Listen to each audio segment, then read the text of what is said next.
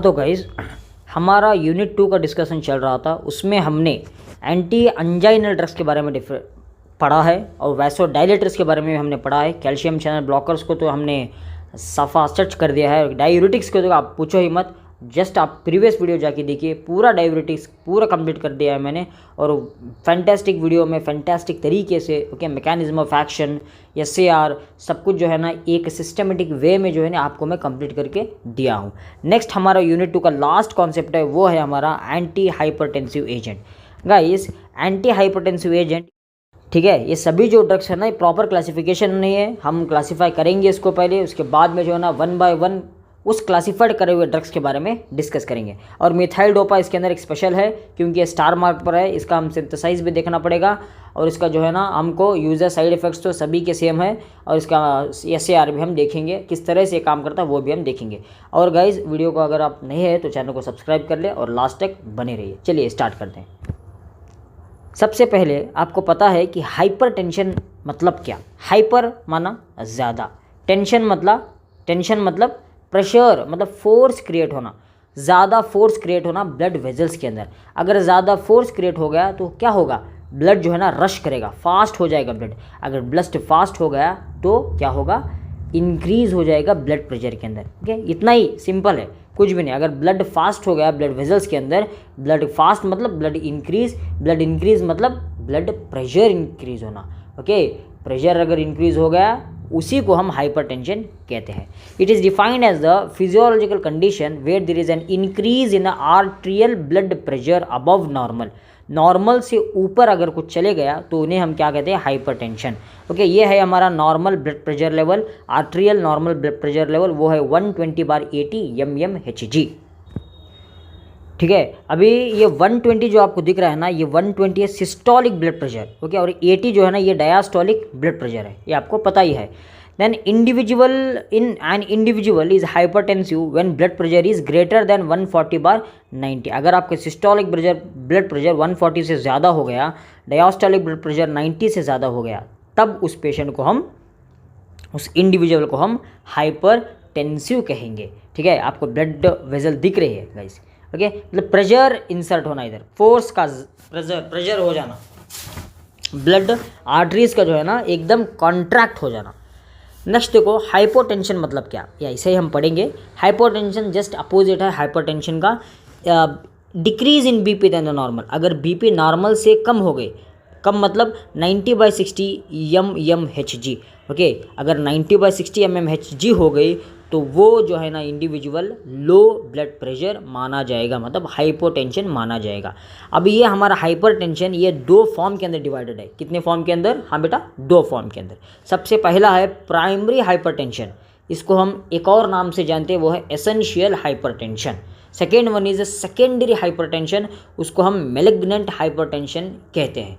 अभी इसके बारे में हम डिस्कस करेंगे, मतलब प्राइमरी हाइपरटेंशन माना क्या, सेकेंडरी हाइपरटेंशन माना क्या है। प्राइमरी हाइपरटेंशन ये एक प्रकार का हाइपरटेंशन है जिस पर कॉजेस नहीं होते, मतलब किस तरीके से इस बीमारी हो रही है, मतलब हाइपरटेंशन किस वजह से, क्या कॉज है। हाँ, प्राइमरी के अंदर कॉज नहीं रहते हैं, और वही सेकेंडरी के अंदर कॉज रहते हैं। कॉज मतलब आपको हाइपरथायरॉयडिज्म रहा तो उन पेशेंट को हाइपरटेंशन होता है। अगर एड्रेनल ग्लैंड डिसऑर्डर कुछ रहा तो उन्हें हाइपरटेंशन रहता है। या ईस्ट्रोजन कंटेनिंग ओरल कॉन्ट्रासेप्टिव्स वगैरह ले रहे हैं तभी उन पेशेंट को जो है ना हाइपरटेंशन रहता है। या रीनल फेल्यूर है या रीनल डिसऑर्डर है तब उन पेशेंट को हाइपरटेंशन रहता है। मतलब ये सभी कॉजेस है, अगर कॉजेस दिखाई दे रहे हैं तभी उन पेशेंट वो सेकेंडरी हाइपरटेंशन है। अगर कॉजेस नहीं है, मतलब ऐसे ही ब्लड प्रेशर ज़्यादा है, ऐसे ही हाई ब्लड प्रेशर है उन्हें, तभी उन्हें प्राइमरी हाइपरटेंशन कहा जाता है। ठीक है, नेक्स्ट हम बात करें कॉजेस ऑफ हाइपरटेंशन। कॉज देखिए एज पर भी निर्भर है। ओके, रिनल डिसीज़ पर भी, मतलब जो किडनी के डिसीज़ है तो उन पर भी, जेनेटिक फैक्टर्स पर भी, ड्रग्स जैसे कि अल्कोहल हो इस पर भी जो है ना हाइपरटेंशन हो जाता है। देन एड्रेनालिन और एंजियोटेंशन ओवर सिंथेसाइज होना, इसका भी अगर ओवर सिंथेसाइज हो गया तब भी जो है ना आपको हाइपरटेंशन हो सकता है। देन आर्टेरियल डिसीज से भी जो है ना हाइपरटेंशन होता है। कैसे, ये हो गया हमारा कॉजेस। अगर इन कॉजेस का मौजूद होना तभी हमको उसको किस तरह का हाइपरटेंशन कहते हैं, secondary hyper tension, secondary hyper tension. ठीक है, नेक्स्ट हम बात करते हैं दोस्तों, ये क्लासिफिकेशन है नॉर्मल ब्लड प्रेशर का। ओके, देखिए फॉर एग्जांपल क्लासिफिकेशन, आप इसको पढ़िए, classification category of hypertension. Category किस ब्लड प्रेशर पर, ओके, किस ब्लड प्रेशर पर किस कैटेगरी को हम डिवाइड कर सकते हैं। मतलब अगर आपका ब्लड प्रेशर ज़्यादा है तो क्या हम कहते हैं, कम है तो हम उसको क्या कहते हैं, वो आपको बताऊंगा। मतलब सीवियरिटी को हम जो है ना क्लासीफाई करते हैं। First one is systolic blood pressure. Normal के अंदर देखिए 120 अगर सिस्टोलिक होगा तो 80 डायस्टोलिक ब्लड प्रेशर होगा, MMHT। अगर इस प्रकार का रहा तो वो जो है ना नॉर्मल है। प्री हाइपरटेंशन मतलब हाइपरटेंशन से पहला भाग, वो ये है 121 to 139 हमारा सिस्टोलिक ब्लड प्रेशर हो, 81 to 89 हमारा डायस्टोलिक ब्लड प्रेशर हो। देन स्टेज 1 माइल्ड हाइपरटेंशन 140 और 159 के बीच में, ओके, वो सिस्टोलिक और डायस्टोलिक 90 to 99 के बीच। स्टेज 2 मॉडरेट हाइपरटेंशन जिसको कहते हैं 160 to 179 सिस्टोलिक हो और 100 to 109 डायस्टोलिक हो। स्टेज 3 जो सीवियर ब्लड प्रेशर है मतलब हाइपरटेंशन है, उसमें जो है ना 180 to 209 अगर ये अंक आ गया सिस्टोलिक ब्लड प्रेशर का, डायस्टोलिक का 110 to 119 वो जो है ना हमारा डायस्टोलिक हो गया, तो ये है ना सीवियर है। Last stage 4 that is very severe, इसमें बचना बहुत बहुत मुश्किल है, जहाँ सिस्टोलिक ब्लड प्रेशर में ग्रेटर देन 210 सिस्टोलिक हो और डायस्टोलिक ग्रेटर देन 124, जिस पर ब्लड वेजल्स फटने का चांस रहता है। ब्लड वेजल जो रहते हैं ना वो प्रेशर को नहीं सहन कर सकते, इसलिए ब्लड प्रेशर फट जाते हैं, ब्रेन के ब्लड प्रेशर फट जाते हैं, उधर हेमोरेज हो जाता है और the patient attacked by the death, okay, वो मर जाता है। ठीक है, मतलब इतना ज़्यादा अगर ब्लड प्रेशर हो गया तो। इस guys next classification of the anti hypertensive agent. देखिए हाइपरटेंशन मतलब disease of the blood vessel, blood vessels का ही ये डिसीज़ है। ओके, वेस्कुलर बायोलॉजी अल्टर मतलब वेजल्स का बायोलॉजी चेंज हो जाता है। ठीक है, बायोलॉजी चेंज मतलब जैसे नॉर्मल ब्लड फ्लो होता है वेजल्स के अंदर, उस तरीके से फ्लो नहीं होता है हाइपरटेंशन के अंदर, कि उधर बायोलॉजी चेंज होता है, हो जाता है ब्लड का, ब्लड फास्ट फ्लो होने लगता है। अगर ब्लड फास्ट फ्लो होगा तो नसों को चीर चीर के चले जाएगा।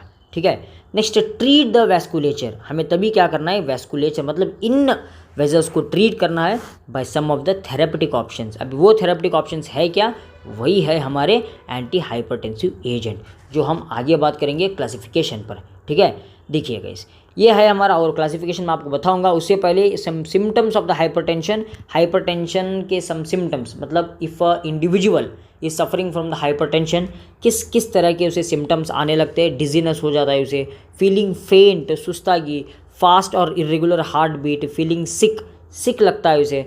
ठीक है, then feeling more thirsty than normal, okay, उसे जो है ना प्यास लगती है, थर्स्ट होता है उसको। ब्लड विजन उसका आँख ही जो है, आँख मतलब उसका जो विज़न रहता है, जो देखने की प्रॉपर्टी रहता है, वो जो है ब्लर हो जाता है, मतलब डिक्रीज़ हो जाता है, कन्फ्यूजन रहता है, टायर्ड रहता है हमेशा। देन ब्रीथिंग वेरी फास्टली, हाफ के वो जो है ना ब्रीथ लेता है, मतलब सांस लेता है।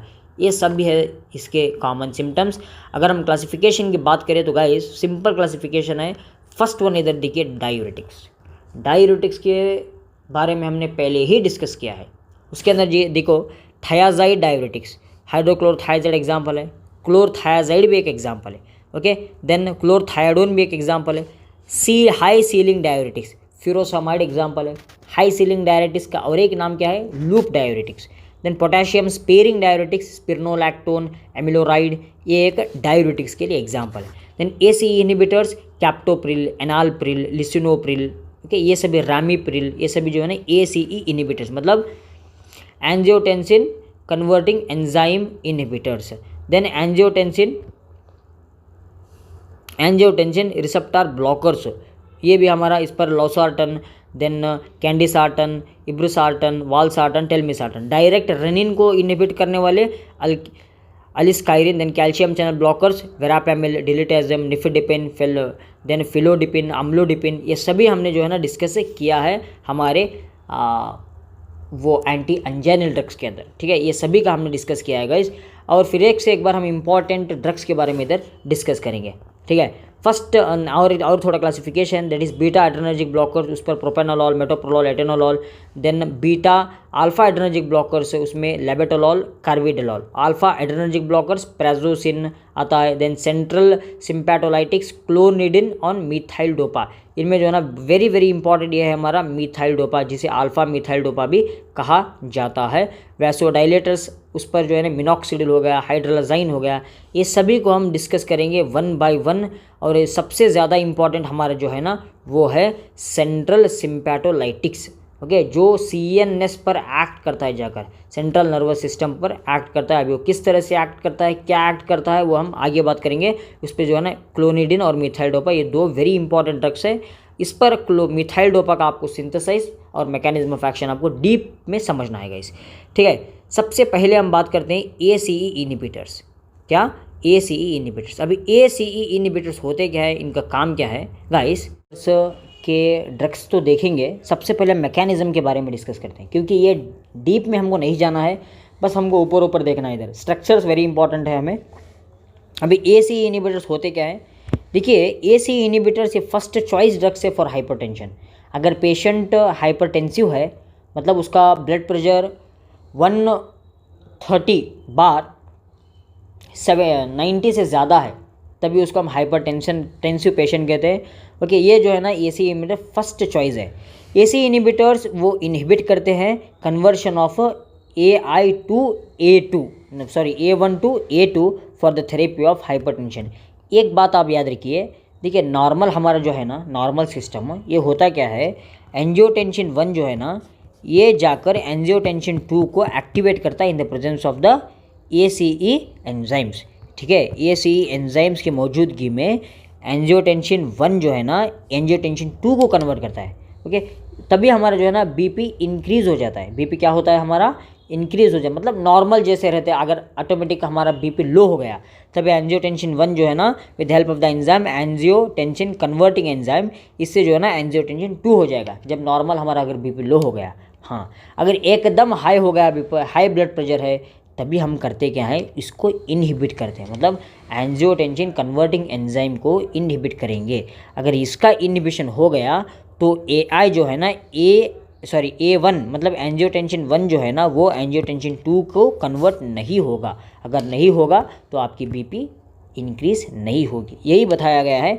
A2 मतलब A2 angiotensin 2 induced vaso construction and raises BP, ठीक है। A1 एंजियोटेंसिन 1 क्या करेगा, एंजियोटेंसिन 2 को कन्वर्ट करेगा, ठीक है। अगर कन्वर्ट कर दिया तो क्या होगा, वैसो कंस्ट्रक्शन हो जाएगा और BP ज़्यादा हो जाएगा, okay. And A2 increases force of myocardial contraction by promoting calcium influx. ACE inhibitors block the conversion of A1 to A2, block कर देगा कन्वर्शन पे, ऑटोमेटिकली आपका BP लो हो जाएगा। ये हो गया हमारा ACE इनिबिटर्स। यूजर्स को मैं आपको लास्ट में बताऊंगा, सभी यूजर्स, सभी को एक ही यूज़ आपको लिखना है, वो लास्ट में आपको बताऊंगा गाइस। अभी ये पता चल गया आपको, ये मैकेनिज्म ऑफ एक्शन है और ब्रीफ इंट्रोडक्शन है आपके ACE इनिबिटर्स का, ठीक है। अभी हम चंद एग्जाम्पल्स के बारे में बात करेंगे जो ACE इनिबिटर्स में आते हैं। वो एग्जाम्पल्स है, आपको मैंने बताया था, कैप्टोप्रिल, एनालप्रिल, लिसिनोप्रिल, रैमिप्रिल, ये सभी जो है ना ACE इनिबिटर्स है। अभी हम इसके स्ट्रक्चर्स को भी देख लेंगे, ठीक है। हाँ तो गाइस, ये है हमारे ACE इनिबिटर्स के स्ट्रक्चर्स, जिसमें फर्स्ट वन स्ट्रक्चर है कैप्टोप्रिल, ठीक है। कैप्टोप्रिल, आपको स्ट्रक्चर्स को प्रैक्टिस करना है। कैप्टोप्रिल देखो, ये भी एक मतलब इस पर एक हेटेरो एटम है, ठीक है, हेटेरो एटम दिख रहा है आपको। Next one is enalapril. Enalapril देखिए आप, एनालप्रिल और रैमिप्रिल ये दोनों जो है ना दिखने में सेम दिखते हैं, बस आपको चेंजेस किधर करना है, स्ट्रक्चर इधर तक सेम है, किधर तक, देखिए इधर तक स्ट्रक्चर आपका जो है ना सेम रहता है, स्ट्रक्चर इधर तक ये दोनों सेम है, दिख रहा है आपको, सेम मतलब आइडेंटिकल है थोड़े बहुत। इधर तक आपको सेम रखना है स्ट्रक्चर्स, इधर तक, ठीक है। इधर से जो है ना आपको बस ये चेंजेस, ये इतना चेंज करना है आपको, ठीक है। इतना आपको प्रैक्टिस करेंगे तो आपको तीनों स्ट्रक्चर्स आ जाएंगे। 10 मार्क्स पर वेरी इंपॉर्टेंट क्वेश्चन है, बहुत बार एग्जामिनेशन में पूछा गया है। ये हो गया हमारे ACE इनिबिटर्स के एग्जाम्पल्स, कैप्टोप्रिल, एनालप्रिल, रैमिप्रिल, ठीक है। ये आपको जहन में रख के चलना है। नेक्स्ट बात करते हैं गाइस हम, और इसका यूजर्स मैं आपको लास्ट में बताऊंगा। नेक्स्ट क्लासिफिकेशन ये है हमारा एंजियोटेंसिन ब्लॉकर्स। एंजियोटेंसिन ब्लॉकर्स, इस पर भी चंद ड्रग्स है एंजियोटेंसिन ब्लॉकर्स पर। वो है कि हमारे टेलमिसार्टन हो गया, आपको बताता हूँ मैं, ये देखिए हमारे ये है एंजियोटेंसिन ब्लॉकर, जिसे A1 रिसेप्टर ब्लॉकर्स भी कहते हैं। एग्जाम्पल्स लोसार्टन के, कैंडिसार्टन, देन वालसार्टन, टेलमिसार्टन, ये चंद एग्जाम्पल्स है एंजियोटेंसिन ब्लॉकर्स के। अगर इसकी हम मैकेनिज्म ऑफ एक्शन की बात करें, ठीक है, एंजियोटेंसिन ब्लॉकर से करते क्या हैं, ये एंजियोटेंसिन ब्लॉकर से ब्लॉक कर देते हैं, क्या ब्लॉक कर देते हैं, ये जो है ना एंजियोटेंसिन 1 रिसेप्टर्स को ब्लॉक कर देते हैं एंजियोटेंसिन 2 में कन्वर्ट होने पर। जैसे कि हमने डिस्कस किया था AC इनहिबिटर्स में, सेम उसी तरह ये ब्लॉक कर देते हैं। वो अगर ब्लॉक करने पर रिजल्टिंग क्या होता है, रिलैक्सेशन, स्मूथ मसल जो है ना हमारे रिलैक्स हो जाते हैं, डाइल्यूट हो जाते हैं, ओके, डाइलेट हो जाते हैं। वो ऑटोमेटिकली अगर डाइलेट हो गए तो ब्लड हमारा डिक्रीज़ हो जाएगा, ब्लड प्रेशर डिक्रीज़ हो जाएगा। Okay, increase renal salt and water excretion, अगर ये जो है ना मतलब रिलैक्सेशन हो गया स्मूथ मसल्स के, तब जो है ना रिनल साल्ट ज़्यादा हो जाएंगे, वाटर एक्सक्रीशन मतलब बाहर पानी ज़्यादा चले जाएगा। Also reduce plasma volume and decrease cellular hypertrophy, इससे हमारा BP डिक्रीज हो जाएगा। ये हो गया हमारा एंजियोटेंसिन ब्लॉकर्स, दैट इज़ 81। अगर इसके हम एग्जाम्पल्स की अगर बात करें तो देखिए angiotensin 1 that is angiotensin 81 receptor blockers के अगर एग्जाम्पल लोसार्टन, टेलमिसार्टन और वालसार्टन। इसके स्ट्रक्चर्स की अगर हम बात करें, ये देखिए ये हमारे स्ट्रक्चर्स है लोसार्टन, ठीक है, प्रैक्टिस करना है आपको स्ट्रक्चर्स को। ये है हमारा टेलमिसार्टन और ये जो है हमारा वालसार्टन, ठीक है। वालसार्टन और लोसार्टन दोनों के स्ट्रक्चर से लगभग सेम है। देखिए इधर तक आपको जो है ना सेम स्ट्रक्चर्स मिल जाएंगे, इधर तक आपको जो है ना स्ट्रक्चर से सेम मिल जाएंगे। देखिए इधर भी जो है ना 2 बेंजीन है, इधर भी 2 बेंजीन है, इधर भी N मतलब एक कॉम्प्लेक्स अटैच हो गया, इधर भी एक कॉम्प्लेक्स अटैच हो गया। मतलब आपको जो है ना डिफ्रेंशिएट करके सेम प्रोडक्ट को जोड़ कर आपको समझ के चलना है। ओके, ये हो गया हमारा angiotensin that is A1 receptor blockers. Guys next बात करेंगे कैल्शियम चैनल ब्लॉकर से। ये भी एक बहुत ही इंपॉर्टेंट क्लासिफिकेशन है हाइपरटेंसिव का, हाइपरटेंशन में। अभी कैल्शियम चैनल ब्लॉकर्स के एग्जाम्पल्स की अगर हम बात करें तो गाइस कैल्शियम चैनल ब्लॉकर्स के अंदर जैसे कि हमने एंटी एंजाइनल ड्रग्स के अंदर डिस्कस किया था, उस पर वेरापैमिल हमने डिस्कस किया था, डिलिटेजिम, निफिडिपिन, अम्लोडिपिन। आपको अगर सेम वही लिखना है तो बेझिझक आप लिख सकते हो, सेम लिखो आप, मैकेनिज्म ऑफ एक्शन सब कुछ अगर सेम लिखना है तो भी आप लिख सकते हो, नो प्रॉब्लम। अभी हम देखेंगे इसका एक मैकेनिज्म ऑफ एक्शन होता क्या है और ये कैल्शियम चैनल ब्लॉकर्स होते क्या है। देखिए calcium channel blockers having positive inotropic effect, ये एक पॉजिटिव आइनोट्रोपिक इफेक्ट दिखाता है जिससे हमारा ब्लड प्रेशर इंक्रीज़ होता है। अभी ये जिससे हमारा ब्लड प्रेशर डिक्रीज़ हो जाता है। ऑल कैल्शियम चैनल ब्लॉकर्स, सभी जो कैल्शियम चैनल ब्लॉकर्स है वो क्या करते हैं, लोअर कर देते हैं ब्लड प्रेशर को। किस तरह से, वो इनहिबिट करते हैं calcium influx of the calcium channel, मतलब जो चैनल से कैल्शियम अंदर आते हैं, हाँ, वो अंदर आने का रोकते हैं। मतलब ये calcium channel in blockers, calcium channel blockers मतलब ये हमारा वेरापैमिल हो गया, डिलिटेजिम हो गया, ये करते क्या है, ये ब्लॉक कर देते हैं कैल्शियम को अंदर आने में। अगर कैल्शियम का इन्फ्लक्स ही नहीं होगा तो कैसा BP इंक्रीज़ होगा, BP इंक्रीज़ नहीं होगा। जब ब्लड प्रेशर कभी इंक्रीज़ होता है, इसके मतलब ब्लड प्रेशर तब इंक्रीज़ होता है जब आपके ब्लड वेजल्स के अंदर, आपके हार्ट वेजल्स के अंदर अगर कैल्शियम का उत्पादन ज़्यादा होता है, कैल्शियम का इन्फ्लक्स ज़्यादा होता है, तब ब्लड प्रेशर इंक्रीज़ होता है, ठीक है। लीडिंग टू, अगर इनहिबिट कर दे मतलब इन्फ्लक्स ऑफ कैल्शियम चैनल को वो रोक लेते हैं, कैल्शियम की एंट्री को रोक लेते हैं, तब स्मूथ मसल रिलैक्स होकर डिक्रीज वैस्कुलर पेरिफेरल रेजिस्टेंस और result in fall in BP, blood pressure का ऑटोमेटिक गिर जाना। अगर हम इसके चंद ड्रग्स की अगर बात करें, ड्रग्स के स्ट्रक्चर्स की अगर हम बात करें तो गाइस ये देखिए चंद स्ट्रक्चर्स है कैल्शियम चैनल ब्लॉकर्स के, जिस पर अम्लोडिपिन है, फेलोडिपिन है, के निकार्डिपाइन है, देन वेरापेमिल है। ओके, अम्लोडिपिन और फेलोडिपिन देखिए लगभग सेम स्ट्रक्चर्स है, ठीक है। वेरापेमिल भी आपको डिस्कस करना है, देन निकार्डिपिन भी लगभग सेम है, जस्ट आपको ये एक एडिशनल प्रोडक्ट ऐड करना पड़ेगा गाइस, समझ रहे हैं ना आप। ये हो गया हमारे कैल्शियम चैनल ब्लॉकर्स। नेक्स्ट हम बात करेंगे, next classification beta adrenergic blockers. अभी बीटा एड्रेनर्जिक ब्लॉकर्स अगर उनके ड्रग्स के बारे में बात करें तो प्रोपेनोलॉल आता है, मेटोप्रोलॉल, एटेनोलॉल, ये 3 इंपॉर्टेंट ड्रग्स, ओके, इससे ज़्यादा भी है, ये 3 मतलब हमारे सिलेबस के अंदर ये 3 इंपॉर्टेंट है, वो जो बीटा एड्रेनर्जिक ब्लॉकर्स है। इनका अगर हम मैकेनिज्म ऑफ एक्शन देखें तो beta blockers basically in heart decreases heart rate and decreases force of contraction. देखिए ये बीटा ब्लॉकर्स करते क्या हैं, ये हार्ट रेट को डिक्रीज करते हैं और फोर्स ऑफ कॉन्ट्रैक्शन, हार्ट के कॉन्ट्रैक्शन को डिक्रीज कर देते हैं। अगर हार्ट का कॉन्ट्रैक्शन डिक्रीज हो गया तो क्या होगा, ऑटोमेटिकली अगर हार्ट कॉन्ट्रैक्शन हार्ट का डिक्रीज हो गया तो बीपी जो है ना वो डिक्रीज हो जाएगी। ओके, डिक्रीज, अगर हार्ट का कॉन्ट्रैक्शन डिक्रीज हो गया तो decrease cardiac output and result decrease in the peripheral resistance on each blood vessel, जो आगे जाकर बीपी लेवल को डिक्रीज कर देता है। ठीक है, अगर हम structures in beta adrenergic blocker structures की अगर हम बात करें तो गाइस ये है हमारे चंद बीटा एड्रेनर्जिक ब्लॉकर्स, जिस पर लास्ट पर लोल येलो एल ओके है, वो है propranolol, metoprolol, atenolol. Next classification है हमारा वो है वैसोडाइलेटर्स। मतलब वैसोडाइलेटर्स, इनका अगर हम बात करें तो इनके एग्जाम्पल्स ये है वैसोडाइलेटर्स के, जिस पर हमने मिनॉक्सिडिल के बारे में डिस्कस करना है, देन हाइड्रोलाजाइन के बारे में भी हम डिस्कस करेंगे। ये है हमारे चंद वैसोडाइलेटर्स। अगर इसका मैकेनिज्म ऑफ एक्शन की अगर हम बात करें गाइस, ये करते क्या है, ये एक ऑर्गेनिक नाइट्राइट्स है। They rapidly denitrated enzymatically in the smooth muscle cell to release the reactive free radical nitric oxide which activate cytosolic gibberellin. ये करते क्या है गाइस, ये नाइट्रिक ऑक्साइड को रिलीज कर देते हैं। नाइट्रिक ऑक्साइड रिलीज होने से साइटोसोलिक गिबरेलिन एक्टिवेट हो जाता है। अगर साइटोसोलिक गिबरेलिन एक्टिवेट हो गया तो CGMP इंक्रीज हो जाएगा हार्ट वेजल्स के अंदर। अगर CGMP इंक्रीज हो गया, वो करते क्या है, they causes dephosphorylation of the myosin light chain kinase through CGMP dependent protein kinase, then reduce the availability of the phosphorylated MLCK interferes with the activation of the myosin। Increase CGMP हो जाना, वो activate कर देते हैं myosin को। अगर myosin activate हो गया तो it fails to interact with the actin to cause contraction. Okay, myosin का एक्टिवेशन हो गया, वो करते क्या है, वो ये करते हैं कि मायोसिन को CGMP अगर एक्टिवेट हो गया तो वो मायोसिन को एक्टिवेट करते हैं। मायोसिन एक्टिवेट हो गया तो कॉन्ट्रैक्शन का फेल हो जाता है। अगर कॉन्ट्रैक्शन फेल हो गया तो कैल्शियम का इन्फ्लक्स होना या कैल्शियम का एंट्री होना भी डिक्रीज हो जाएगा, रिड्यूस हो जाएगा।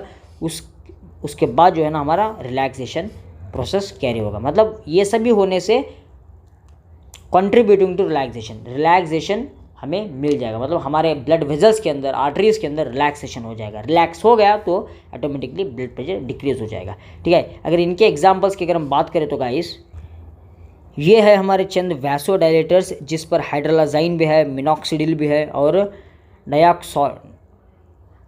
डायाजोक्साइड। ये डायाजोक्साइड हो या मिनॉक्सिडिल हो या हाइड्रोलाजाइन हो, ये तीन हमारे जो है ना वैसोडाइलेटर्स जो हमारे सिलेबस में है। ठीक है, और अब हम बात करेंगे नेक्स्ट हमारा क्लासिफिकेशन, वो है डायूरेटिक।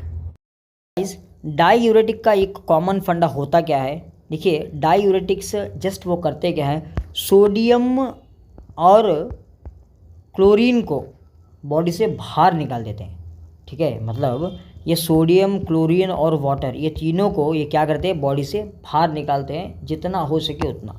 सोडियम क्लोराइड मतलब सोडियम NaCl और वाटर का अगर बाहर चले जाना हो गया तो ऑटोमेटिकली क्या होगा, ब्लड प्रेशर डिक्रीज़ हो जाएगा।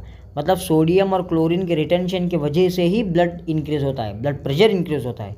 अगर यही सोडियम और क्लोराइड ओके बाहर चले गए, मतलब एक्सक्रीट हो गए, तो क्या होगा, ब्लड प्रेशर डिक्रीज़ हो जाएगा। इसलिए मैं आपको कह रहा हूँ डायूरेटिक्स का मेन एक्शन यही है, ओके, सोडियम और क्लोराइड को बाहर निकालना। थायाजाइड, इसके अंदर एग्जांपल ये है, देखिए हाइड्रोक्लोरोथायाजाइड, मतलब ये थायाजाइड डायूरेटिक्स है। ये है हाइड्रोक्लोरोथायाजाइड। हाई सीलिंग डायूरेटिक्स, फ्यूरोसेमाइड हमारा एक वेल नोन ड्रग है। ओके, ये हाई सीलिंग का एक और नाम है जिसे हम लूप डायूरेटिक्स कहते हैं। Then potassium sparing diuretics, spironolactone और एमिलोराइड एक एग्जांपल्स हैं। ओके, जैसे कि हमने डिस्कस में इन डिटेल में डायूरेटिक्स के बारे में पिछले वीडियो में डिस्कस किया था। ठीक है, अब नेक्स्ट बात करेंगे दोस्तों हम, वो भी हमारा एक वेरी इंपॉर्टेंट क्लासिफिकेशन है, वो है central acting anti hypertensive agents, जो सेंट्रल एक्ट कर हाइपरटेंशन को डिक्रीज कर देते हैं। ठीक है, वो है हमारे गाइज दैट इज सेंट्रल सिम्पैटोलाइटिक। इसके अंदर दो एग्जांपल्स हमारे हैं, एक क्लोनिडिन और मिथाइल डोपा। इस क्लोनिडिन और मिथाइल डोपा ये एक सेंट्रल सिम्पैटोलाइटिक एजेंट्स है, मतलब सेंट्रली एक्ट करते हैं, सिंपैथिक नर्वस सिस्टम पर इनका काम रहता है मेन इंपॉर्टेंट। अगर हम मिथाइल डोपा के स्ट्रक्चर के बारे में बात करें, ये तो हमारा स्ट्रक्चर है मिथाइल डोपा का, ओके, जिस पर OH अटैच होना है एक बेंजीन रिंग को, उस पर फिर एक NH2 और C डबल बॉन्ड OH का भी अटैच होना है। अगर सिंथेसाइज की अगर हम बात करें तो गाइस ये है हमारा synthesize of the methyl dopa, जिस पर 4 hydroxy 3 methoxy phenyl acetone when made to react with ammonium chloride in the presence of potassium cyanide, तभी हमको अमाइनो नाइट्राइल प्रोडक्ट मिलता है। वो अमाइनो नाइट्राइल जब हम कॉन्सेंट्रेटेड सल्फ्यूरिक एसिड के साथ रिएक्ट करते हैं तभी हमको मिथाइल डोपा मिल जाता है, मिथाइल डोपा प्रोडक्ट मिल जाता है गाइस। हाँ तो गाइस नेक्स्ट हम बात करते हैं जो कि वेरी इंपॉर्टेंट है, वो है mechanism of action of methyl dopa. देखिए हमारे बॉडी के अंदर जो है ना, मतलब एक्सॉन रहता है। एक्सॉन पता है ना आपको, ब्रेन सेल्स के अंदर, न्यूरॉन्स के अंदर एक्सॉन रहता है। ये एक्सॉन जो है ना हमारा एक टर्मिनल है एंडिंग। इस टर्मिनल के अंदर जो है ना इसको जो है ना वेजल्स कहते हैं, मतलब एक्सॉन इसके अंदर जो है ना वेजल्स पाए जाते हैं, वेजल्स। इन वेजल्स के अंदर न्यूरो ट्रांसमीटर रहते हैं। क्या रहते हैं? Neuro transmitters. इन्हीं न्यूरो ट्रांसमीटर के ट्रांसमिट की वजह से हमारा बीपी जो है ना वो इंक्रीज़ हो जाता है। ये न्यूरो ट्रांसमीटर क्या करते हैं? ट्रांसफ़र करते हैं नॉर एपिनेफ्रिन को। किसको ट्रांसफ़र करते हैं? नॉर एपिनेफ्रिन को। नॉर एपिनेफ्रिन, ये नॉर एपिनेफ्रिन क्या करते हैं? ये नॉर एपिनेफ्रिन जो है ना ये एड्रेनर्जिक अगोनिस्ट है। नॉर एपिनेफ्रिन क्या है? Adrenergic agonist. अभी वो एड्रेनर्जिक अगोनिस्ट होते क्या है? एड्रेनर्जिक अगोनिस्ट ये जो है ना बीपी को डिक्रीज़ करते हैं। नॉरएपिनेफ्रिन का काम क्या है? वो डिक्रीज़ कर देते हैं बीपी को एड्रेनर्जिक अगोनिस्ट को एक्टिवेट करके। ठीक है, एड्रेनर्जिक अगोनिस्ट को एक्टिवेट करके। तो ये हमारा नॉर्मल होने का प्रोसेस है। हाँ, अगर हम मिथाइल डोपा का इस्तेमाल करते हैं, अगर बीपी हमको एकदम ज़्यादा, दैट इज़ जब हम सीवियर कंडीशन में आ जाते हैं, 180 190 अगर बीपी हो जाती है, तब ये नॉर्मल कैल्शियम चैनल ब्लॉकर्स हो ये नहीं दे सकते हम। सडनली हमें जो है ना CNS पर एक्ट करके सडनली बीपी को डिक्रीज़ करना है। तब हम उस समय अगर हम IV पर, मतलब इंट्रावेनस रूट में अगर हम मिथाइल डोपा का देते हैं, मिथाइल डोपा करते क्या है? वो डायरेक्ट जो है ना नॉरएपिनेफ्रिन के साथ मिलकर उन्हें जो है ना क्या बनाएंगे? अल्फ़ा मिथाइल नॉनेफ्रिन बनाएंगे।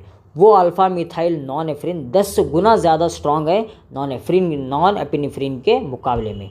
वो अल्फ़ा मिथाइल नॉनेफ्रिन क्या करेगा? वो सडनली जाकर एड्रेनर्जिक अगोनिस्ट को एक्टिवेट करेगा, जो जाकर अल्फ़ा 2 एड्रेनर्जिक अगोनिस्ट में कन्वर्ट हो जाएगा।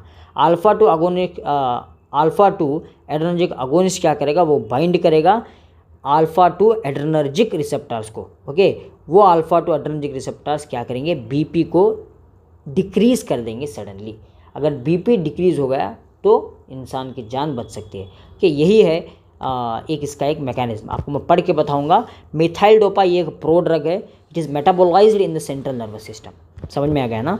Then the anti hypertensive action of methyl dopa seems to be attributable to its conversion into alpha methyl norepinephrine. मतलब मिथाइल डोपा हमारे न्यूरॉन के अंदर जाके अल्फ़ा मिथाइल नॉनएपिनेफ्रिन में कन्वर्ट हो जाता है। ओके, जो पोटेंट अल्फ़ा 2 एड्रेनर्जिक अगोनिस्ट है। ये क्या है? एक पोटेंट अल्फ़ा 2 एड्रेनर्जिक अगोनिस्ट है। ये अल्फ़ा 2 एड्रेनर्जिक अगोनिस्ट का काम क्या है? ये बीपी को डिक्रीज़ करते हैं। ठीक है, उसी तरह अल्फ़ा मिथाइल नॉनेफ्रिन ये एक पोटेंट अल्फ़ा 2 एड्रेनर्जिक अगोनिस्ट है that binds to and stimulates potent central inhibitory alpha 2 adrenergic receptors. ये क्या करेंगे? ये बाइंड कर देंगे। बाइंड करके किस पर बाइंड करेंगे? बाइंड करके स्टिमुलेट कर देंगे potent central inhibitory alpha 2 adrenergic receptors को। इनहिबिट कर देंगे अल्फ़ा 2 एड्रेनर्जिक रिसेप्टर्स। अगर अल्फ़ा 2 एड्रेनर्जिक रिसेप्टर्स का इनहिबिट हो गया, अल्फ़ा 2 एड्रेनर्जिक रिसेप्टर्स का इनहिबिशन हो गया, that this results in decrease in the sympathetic outflow and decrease the blood pressure. ठीक है, अल्फ़ा 2 एड्रेनर्जिक रिसेप्टर्स का काम क्या है? वो जो है ना इंक्रीज कर देते हैं बीपी को। ओके, इधर हम करते क्या है? With the help of the alpha 2 adrenergic agonist के बलबूते पर। इधर अल्फ़ा 2 एड्रेनर्जिक अगोनिस्ट कौन सा है? That is alpha methyl norepinephrine. ये हमारा जो है ना अल्फ़ा 2 एड्रेनर्जिक अगोनिस्ट है जो इनहिबिट करता है अल्फ़ा 2 एड्रेनर्जिक रिसेप्टर्स को। अगर ये रिसेप्टर्स इनहिबिट हो गए तो आपका बीपी भी डिक्रीज हो जाएगा। ठीक है, यूजर्स की हम बात करते हैं। यूजर्स एकदम हम बात करेंगे गाइस, यूजर्स लास्ट में हम बात करेंगे सब यूजर्स के बारे में। आपको सभी किसी भी अगर हाइपरटेंशन का पूछा गया तो आपको वही यूजर्स लिखना है, वो ये है। देखिए, ये आपको सभी यूजर्स को जो है ना आपको याद कर लेना है। ओके, जैसे थायाजाइड डाययूरेटिक्स हम किस लिए देते हैं, हाइपरटेंशन के अंदर, हार्ट फेलियर के अंदर, हाइपरटेंशन ब्लैक्स के अंदर, मतलब then beta blockers, angina pectoris, post myocardial infarction, heart failure, okay, then glaucoma के अंदर भी इनका दिया जाता है। कैल्शियम चैनल ब्लॉकर्स या कैल्शियम अंटागोनिस्ट हमें एंजाइना पेक्टोरिस के अंदर, then LV hypertrophy, carotid arteriosclerosis pregnancy में भी इसका देते हैं, हाइपरटेंशन के अंदर देते हैं। देन कैल्शियम अंटागोनिस्ट इनका जो है ना इस्तेमाल एंजाइना पेक्टोरिस के अंदर होता है, देन कैरोटिड आर्थरियोस्क्लेरोसिस के अंदर होता है, then ACE inhibitors heart failure, then post myocardial infarction के अंदर होता है, देन एंजियोटेंसिन रिसेप्टर अंटागोनिस्ट ये हार्ट फेलियर में दिया जाता है, डायबिटिक न्यूरोपैथी में भी इसका दिया जाता है। देन डाययूरेटिक्स जैसे कि हार्ट फेलियर हो या पोस्ट मायोकार्डियल इन्फ्रैक्शन हो, loop diuretics and stage renal disease में और हार्ट फेलियर में इसका इस्तेमाल होता है। ये हो गए हमारे यूजर्स और सब कुछ गाइस, ओके। अगर हम इन तमाम चीज़ों को अगर हम याद रखें तो डेफिनेटली गाइस आपका एंटी हाइपरटेंसिव ड्रग्स का क्लास पूरा ख़त्म हो जाएगा। आपको बस यही वीडियो आपको काफ़ी है, दूसरा वीडियो आपको ढूंढने की ज़रूरत नहीं है। इसमें सब कुछ मैंने बता दिया है, ड्रग्स का क्लासिफिकेशन, ओके, और जो है ना ड्रग्स के प्रॉपर स्ट्रक्चर्स को भी आपको बता दिए गए हैं, मैकेनिज्म ऑफ एक्शन भी आपको बता दिए गए हैं, ओके। जो इम्पॉर्टेंट है वो भी मैंने आपको बताया है। ये काफ़ी है आपके एग्जामिनेशन पॉइंट ऑफ व्यू के लिए और आपके नॉलेज पर्पस के लिए भी।